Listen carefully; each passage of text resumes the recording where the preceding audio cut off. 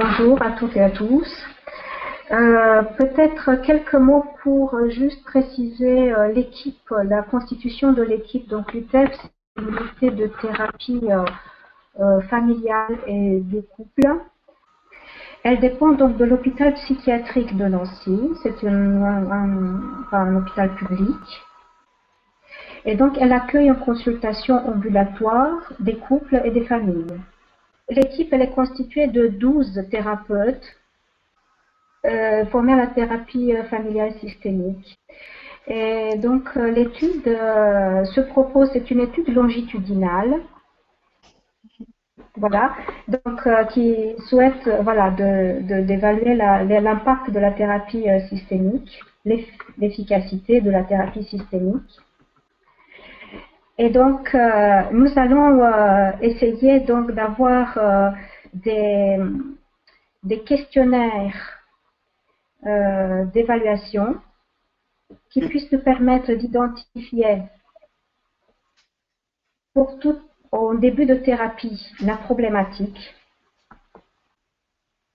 Et donc la problématique en thérapie de couple et familiale peut être difficile à préciser puisqu'il n'y a pas de diagnostic de trouble familial. Il n'y a pas de diagnostic de trouble relationnel. Donc, pour les familles et les couples où il y a ce qu'on appelle un patient désigné, nous allons noter bien sûr le diagnostic s'il existe pour ce patient désigné. Et pour les familles et les couples où il n'y a pas de patient désigné, nous allons utiliser un auto-questionnaire qui nous permettra d'évaluer la communication et le fonctionnement général dans la famille ou dans le couple. Alors Alexandrina, j'ai une question de Giada qui demande quel type de questionnaire tu utilises. Donc c'est le FAD, le Family Assessment Device pour les familles. Et pour le couple, c'est le DAS, Dyadic Adjustment Scale. Voilà. Et donc, bien sûr, aussi une évaluation qui est l'évaluation de référence du fonctionnement global et l'équivalence en thérapie évaluation relationnelle qui se trouve en DSM, donc le EGF et le GARF. Ensuite, au fur et à mesure de la thérapie systémique familiale garde les références de la thérapie brève. Donc, il y a environ 10 séances, mais avec des modèles systémiques qui peuvent être des modèles systémiques de thérapie orientée solution, des modèles systémiques d'orientation structurale Minuchin,